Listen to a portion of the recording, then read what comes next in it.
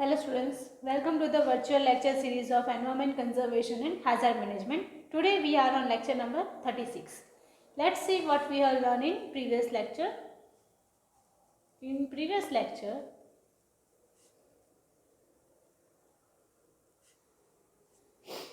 we have studied different types of energy plants,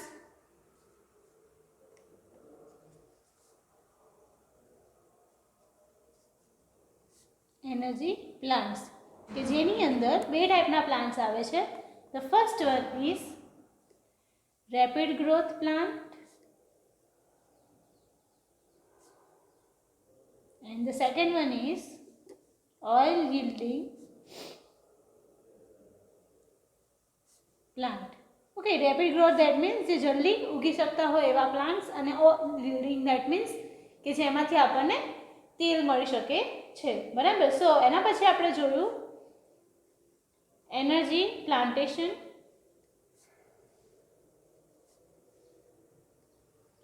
also its needs and advantages. Okay, so energy plantation શા માટે કરવું જોઈએ અને એના એડવાન્ટેજીસ શું છે એ આપણે જોયા. હવે આપણે જોઈએ conversion of biomass into energy. In today's lecture,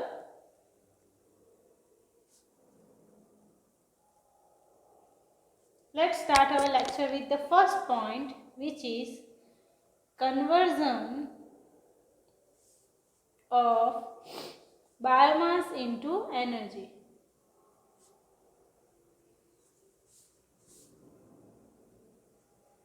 Right.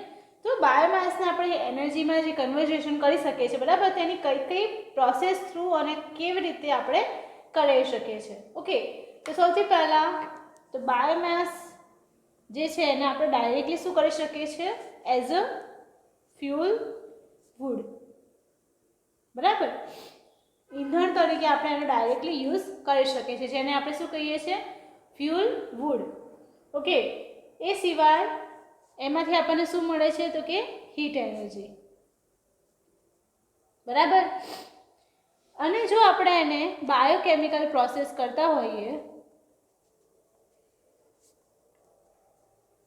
બાયોમાસની biochemical process, તો એ આપણને શું આપે છે?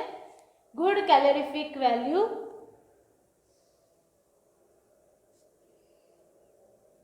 Okay, and more convenient form. Right. તો જે પણ આપણે બાયોકેમિકલ પ્રોસેસ કરેલી હશે તે બાયોમાસની આપણી પાસે કેલરીક વેલ્યુ શું થઈ જાય છે? ઇન્ક્રીઝ થઈ જાય છે. અને એનું જે આપણને કન્વીનિયન્ટ ફોર્મ છે, જે આપણે ઇઝીલી બધી રીતે આપણે યુટિલાઇઝ કરી શકીએ છીએ, એ આપણને મળે છે. Such processing of biomass is called biomass conversion. Okay, આખી જે પ્રોસેસ છે બાયોમાસથી લઈને કેલરીક વેલ્યુ જે આપણે મેળવીએ છીએ એ આખી પ્રોસેસને આપણે શું કહીએ છીએ? Biomass conversion. રાઈટ. તો આના પરથી તમને ડેફિનેશન ખ્યાલ આવે કે બાયોમાસ કન્વર્ઝન કોને કહેવામાં આવે છે. So when biomass is processed through biochemical processes, it gives better calorific value and more convenient form to utilize. Such processing of biomass is called as biomass conversion.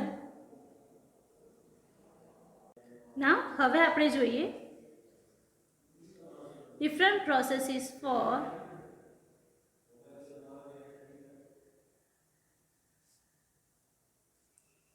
biomass conversion. કઈ કઈ રીતે આપણે biomass conversion કરી શકીએ છીએ? So there are basically two types, in which the first one is thermochemical process and second one is biochemical process.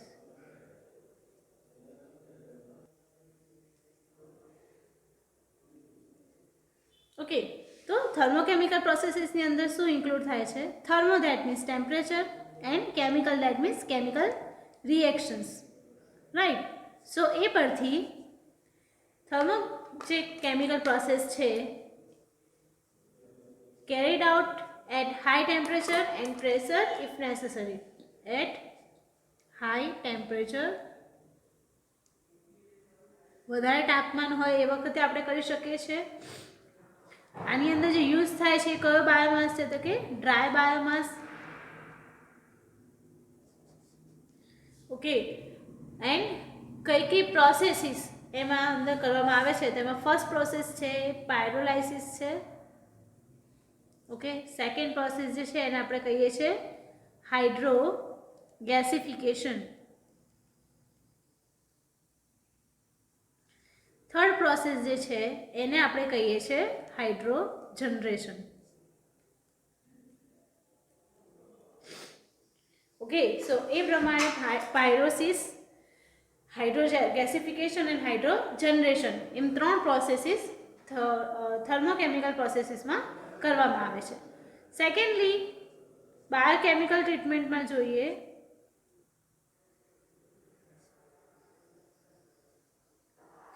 કે જેની અંદર બેક્ટેરિયા અને માઇક્રો ઓર્ગેનિઝમ જે છે એનો આપણે શું કરીએ છીએ યુટિલાઇઝ કરીએ છીએ. એટલે એમાં શું આવે છે બાયો ઇન્ગ્રીડિયન્ટ એડ થયેલા છે, micro organisms and bacteria. Okay, હવે એ શું કરે છે જે રો બાયોમાસ છે એને શું કરે છે એનર્જીની અંદર ટ્રાન્સફોર્મેશન કરે છે. બરાબર, like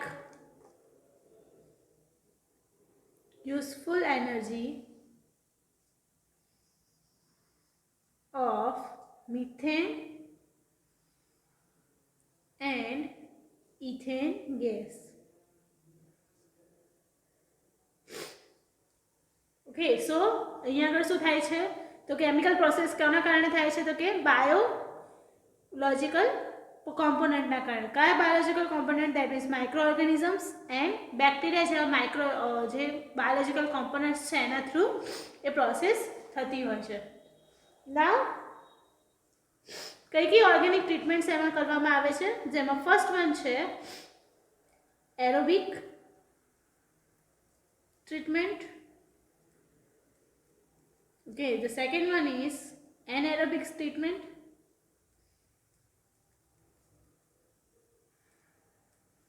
And the third one is chemical treatments. Right. So, 3 processes જે thermochemical processes છે એમાં કરવામાં આવે છે અને biochemical processesમાં પણ 3 processes અલગ અલગ કરવામાં આવે છે. ઓકે, તો સૌથી પહેલા આપણે જોઈએ પાયરોલિસિસ એટલે શું. સૌથી પહેલા તો okay, the first component of the process which is pyrolysis. ડિટેલ્સમાં નથી આપણે જરૂર એની, ખાલી એના વર્ડિંગ શું કહેવા માંગે છે એ આપણે જોઈએ. બરાબર, સો પાયરોલિસિસ મીનિંગ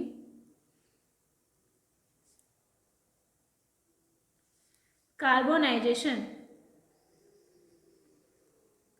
ઓકે, એટલે કે આપણે શું કરીએ છીએ જે પણ બાયોમાસ છે એનું આપણે હીટિંગ થ્રુ એને આપણે કાર્બનમાં કન્વર્ઝન કરીએ છીએ. બરાબર, કાર્બન ધેટ મીન્સ તમે ક્યારે પણ કોઈ વસ્તુને બર્ન કરો છો બરાબર તો એમાં બ્લેક કલરના એલિમેન્ટ્સ જનરેટ થાય છે. બરાબર, તો એ જે બ્લેક એલિમેન્ટ છે, બ્લેક એટલે કે કાળો કચરો એને આપણે કહીએ છીએ કાર્બન. બરાબર, સો પાયરોલિસિસ થ્રુ આપણે શું કરીએ છીએ ઘન કચરો છે બરાબર બાયોમાસનો સૂકો કચરો એને આપણે બર્ન કરીએ છીએ. બરાબર, which is the first chemical reaction process which occurs for the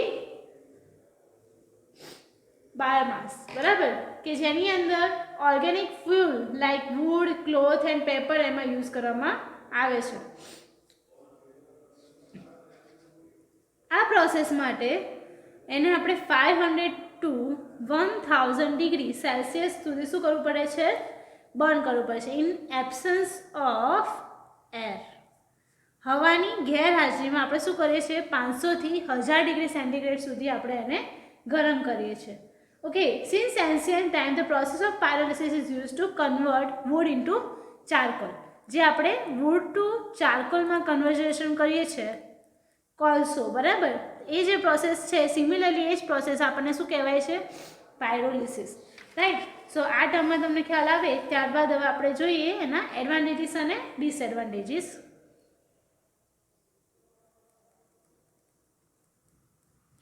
advantages, okay, તો શેના એડવાન્ટેજીસ છે એમાં? તો કે સિમ્પલ પ્રોસેસ છે અને less skill to carried out required છે. Simple process and less skill required, બરાબર. Locally made chemical reactor and other equipments. Local chemical reactors can be utilized and also other equipments. તો આ થઈ ગયા એના advantages. ત્યારબાદ હવે આપણે જોઈએ ડિસએડવાન્ટેજીસ. ઓકે, સો ડિસએડવાન્ટેજીસમાં આવે છે biomass has to dry before it fed into this process. બરાબર, એને શું કરવું પડે? પહેલા ડ્રાય કરવું પડે છે, બરાબર. સો ડ્રાઇંગ ઇઝ ઇનિશિયલ પ્રોસેસ, બરાબર. જો ઘન કચરો સુકાયેલો નહીં હોય, બરાબર, તો એ શું થશે? એને વધારે બર્ન કરવા માટે ટાઈમ લાગશે, બરાબર. અને પ્રોપરલી આપણને જે પાયરોલિસિસની પ્રોસેસ જોઈએ છે એ થઈ શકશે નહીં, બરાબર. હવે જે બહુ હાઈ હીટિંગમાં આપણે ગરમ કરીએ છીએ, બરાબર. સો એના કારણે શું થશે? ઇક્વિપમેન્ટ અને can be rust. Rust as means એમાં શું થાય છે? એમાં બર્નિંગ ઇફેક્ટ થઈ જાય છે, બરાબર. એની જે વેસલ જે છે એ શું થઈ જાય છે? ખરાબ થઈ જાય છે. ઓકે, સો આ એના ડિસએડવાન્ટેજીસ છે. હવે નેક્સ્ટ આપણે સેકન્ડ પ્રોસેસ જોઈએ, વિચ ઇઝ હાઇડ્રોગેસિફિકેશન. હવે આપણે આમાં શું કરવાનું છે? તો કે ગેસમાં જનરેટ કરવાનું છે, બરાબર. તો જે સોલિડ એન્ડ લિક્વિડ ફોર્મ છે એનું કન્વર્ઝન થશે કેમાં? તો કે કમ્બસ્ટાઇલ. કમ્બસ્ટાઇલ ધેટ મીન્સ જે આપણે બાળી શકીએ એવા, જેમ કે મિથેન ગેસ છે, એવા ગેસિયસ ફોર્મમાં આપણે શું કરીએ છીએ? એને ટ્રાન્સફોર્મ કરીએ છીએ. ઓકે, તો અહીંયા હાઇડ્રોગેસિફિકેશનની જે પ્રોસેસ છે એમાં સોલિડ લિક્વિડ બાયોમાસને કન્વર્ટ કરીએ છીએ આપણે કમ્બસ્ટાઇલ ગેસિયસ ફોર્મની અંદર, રાઈટ. હવે જોઈએ આપણે તો કે આની કેલોરીફિક વેલ્યુ આપણને કેટલી મળે છે? તો 900 to 1200 કિલો કેલરી જેટલું આપણને એની કેલોરીફિક વેલ્યુ રહેલી છે, જે પણ ગેસ અહીંયા આગળ જનરેટ થશે એમ. ઓકે, અને આ જે ગેસિફિકેશન છે એ શું છે? એનર્જી કન્વર્ઝન પ્રોસેસનું એક ઓલ્ટરનેટિવ કહી શકીએ આપણે, બરાબર. કે જેમાં આપણે conversion efficiency of processes, efficiency કેટલી મળે છે આપણને? તો કે 70 to 90% જેટલી. Process in the gasifier is simple and easy, બરાબર. This is one of the most convenient means of obtaining useful energy from the waste biomass, right? IC engine can be run on the gases. IC engine can be run on the gases.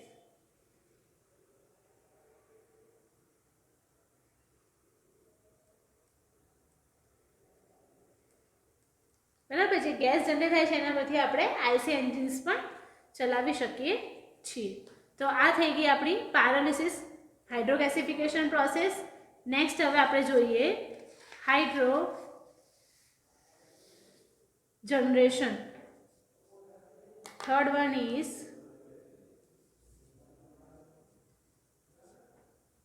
Hydro generation. Okay, second પ્રોસેસમાં આપણે સોલિડથી લિક્વિડમાં પ્રોસેસન કર્યું. Okay, અને આ જે process છે એમાં શું કરીએ છીએ આપણે? અગેન શું કરીએ છીએ? 550 ડિગ્રી સેન્ટીગ્રેડ પર ઇન એબ્સન્સ ઓફ એર એને બર્ન કરવામાં આવે છે, દેટ મીન્સ એને બાળવામાં આવે છે. ઓકે, તો જે પણ બાયોમાસ છે એ શું થાય છે? લિક્વિફાઈડ થાય છે અને લિક્વિડ ફ્યુલ ઇઝ પ્રોડ્યુસ્ડ. અહીંયા આગળ એને લિક્વિફાઈડ કરવામાં આવે છે એન્ડ એનું શું થાય છે, લિક્વિડ ફ્યુલ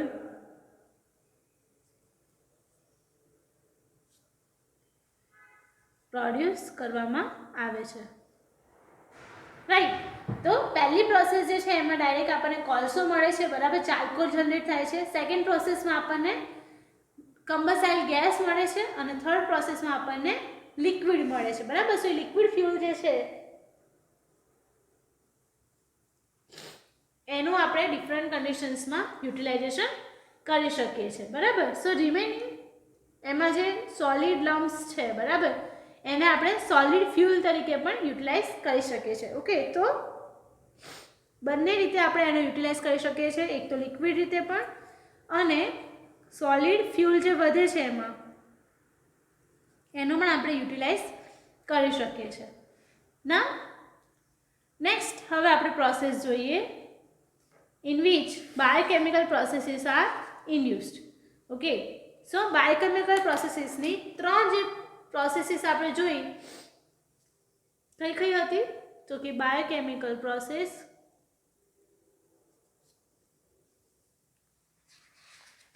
જેમાં ફર્સ્ટ આવે છે aerobic, second one is anaerobic and the third one is chemical treatment. Okay, so chemical treatment ની અંદર બે પોર્શન આવે છે, જેમાં એક આવે છે chemical reduction and the second one is pyrogasification. સો કઈ કઈ પ્રોસેસીસ આવી, એરોબિક, એનએરોબિક, કેમિકલની અંદર કેમિકલ રિડક્શન અને પાયરોગેસિફિકેશન, એટલી ચાર પ્રોસેસીસ એમાં જનરેટ થાય છે. હવે થોડું ડિટેલમાં જોઈએ તો કે એરોબિક એટલે શું. સો એરોબ means micro organisms,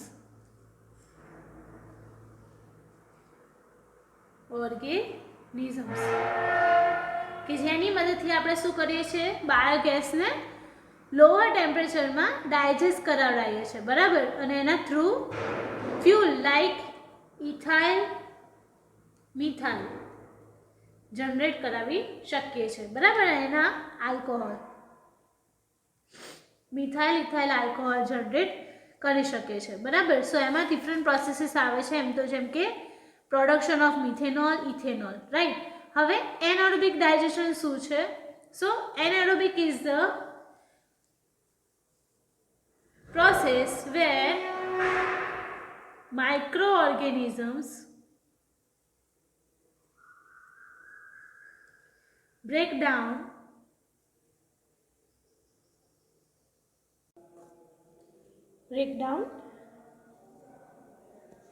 biodegradable materials, બરાબર. સો આમાં શું થાય છે કે માઇક્રો ઓર્ગેનાઇઝેશન શું કરે છે, તો બાયોડિગ્રેડેબલ મટીરિયલ્સ છે એને શું કરે છે, તોડે છે, બરાબર. અને એ જે બાયોડિગ્રેડેબલ મટીરિયલ્સનું શું થાય છે, ખોવાણ થાય છે, એના કારણે એનએરોબિક પ્રોસેસર થતી હોય છે, બરાબર. અને એના કારણે પ્રોબેબલ જે ડાયજેશન છે એનું કેરીડ આઉટ કરી શકીએ છીએ.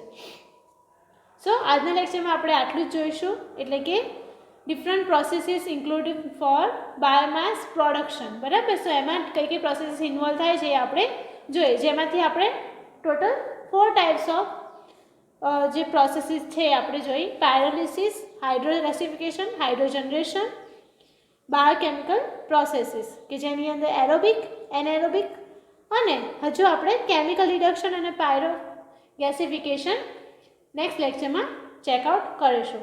ત્યાં સુધી I am Krishna Panchal signing off. Jai Swaminarayan.